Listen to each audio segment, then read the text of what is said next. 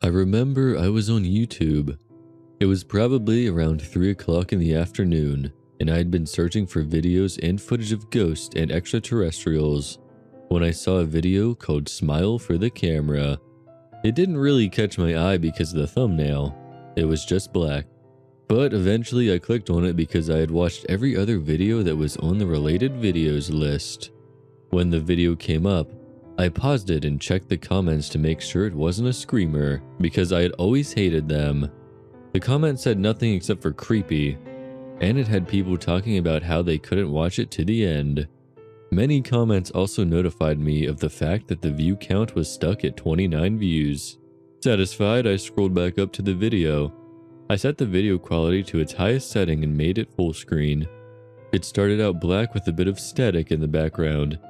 Nothing I couldn't really handle. And then a light was shown very far away. The quality of the video was that of an old camera and the sound wasn't much better. The light slowly came closer into focus, and then it became apparent to me that the light was actually shining off of a person sitting in a chair with a light shining on them.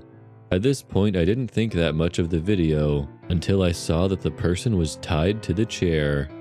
It was a boy sitting in the chair who looked about 16 or 17, around my age. His eyes were closed and his brown hair was matted to his head from sweat. The camera cut to a different angle in front of him, just as he was waking up. He looked at the camera, his eyes red from crying. "Why are you doing this?" he cried out. The voice on the other side of the camera creaked out as a deep moan. "Smile for the camera," it said in a sickening way. At this point, I could hear a quiet chuckle from behind the camera and really started to feel sickened by the video, but continued watching in sick curiosity. A gloved hand grabbed the boy from the bottom of his face and squeezed it until the boy's mouth curled slightly upward. "Looks like you need a little help," said the voice, cutting through the static violently. The hand retreated from the screen, and the sound of ruffling metal filled my ears. The next thing I saw was the hand flying quickly from one end of the screen, forcing something into the boy's mouth. I didn't realize what it was until I saw the blood forming at the edge of the boy's lips. It was a knife being forced up into the side of the boy's mouth. The boy began to scream as the dull blade slowly ripped and tore through the boy's cheek, making the sound of shredding leather. The boy was shaking in his seat from the pain until it finally stopped at the boy's jaw. Tears were streaming from the boy's face, and the knife was taken from the side of the boy's mouth to be put back between his teeth. The boy clamped down his jaw before the knife could get between them, and a sigh of impatience was heard from the man off camera. "I never liked teeth anyway," the voice said. The sound of metal tools clinked around just outside the camera's view again, and then a large metal mallet struck the boy in the face. I could hear his teeth shatter inside of his mouth, and then they fell out from between his lips and down his chin like his blood. When a pair of pliers went into his mouth and caught one of the remaining teeth, he began to scream. Slowly, the tooth started to rip from the boy's gums. The crack-like sound of the gums being pulled apart was barely heard through his screams. Then the tooth came out, still connected by a nerve, which was then separated by a quick pull of the tooth, causing the boy to convulse in his seat. Just the thought of the man grabbing his nerve with the pliers and pulling on it and what it would feel like almost made me convulse too. One by one, the teeth were removed from the boy's head, and yet, somehow, I forgot it was a video and that I could have turned it off. Once all the boy's teeth were gone and his mouth now oozing with blood, the knife came back into frame in between the boy's lips. This time it slowly carved up the other side of his mouth. Only he didn't scream this time. He accepted it and let it happen, with a hollow look in his eyes. "Was that so hard?" the voice said. The man dropped the knife and struck the boy in the jaw, dislocating it. It popped, making me lose the contents of my stomach onto my lap. Strange that nothing else had made me vomit before this point. The boy's body crumpled back into the seat, his face now fully exposed by the light, his now dead eyes looking into the camera. His jaw sat sickly below the boy's face, resting against his throat. His tongue was falling out of his mouth, red saliva dripping from it, thick from the blood in his mouth. His newly cut cheeks opened widely to create a wide, bloody smile. The hand came back into screen with a ruler this time in hand. It was stuck between the boy's lips, forcing them to open more. "Such a pretty smile, don't you think?" the voice asked, sounding like it was talking to me. My internet browser suddenly froze, which gave me slight relief until my webcam popped on, showing my horrified face. For a second, I sat just staring at my face, thinking it was someone else's. Once I realized that it was mine, I wondered why my webcam opened. But then I realized that I never opened my webcam.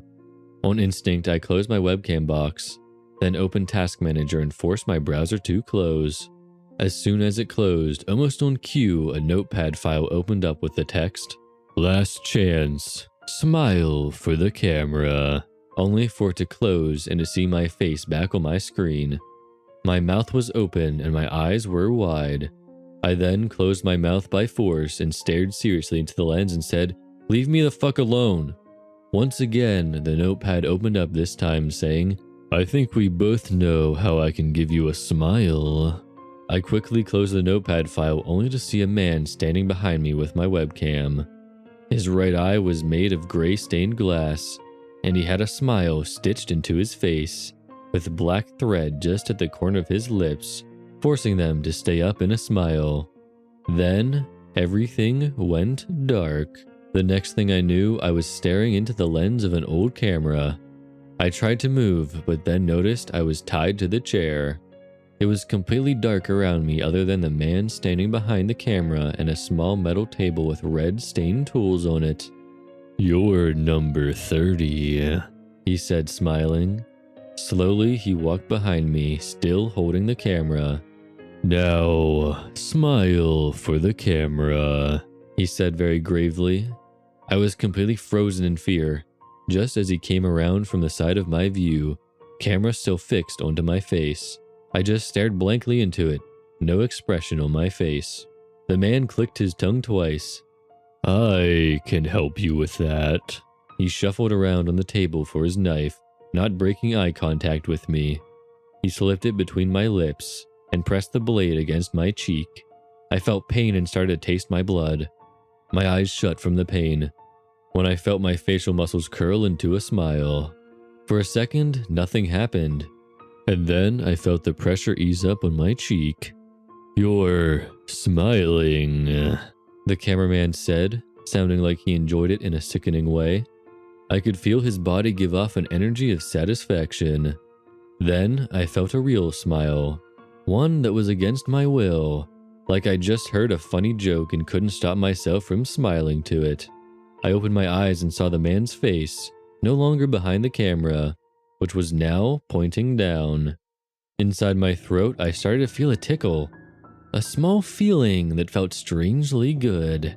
Then, from nowhere, I heard just a single "ha" leaving my lips, then another, then another. I couldn't stop. I couldn't control myself. Soon, I was laughing harder and harder, until I realized that the cameraman was also laughing. I continued laughing, uncontrollably, seeing my vision go blurry from tears. I started to shake from laughing so hard, when the cameraman started to walk away.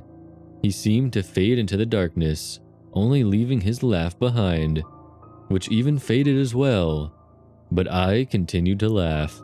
I started laughing harder and harder, smiling, feeling happier than I had ever felt before. The only problem was, nobody else was smiling. I really just want someone else to smile. I can't be the only one to smile. Can you smile?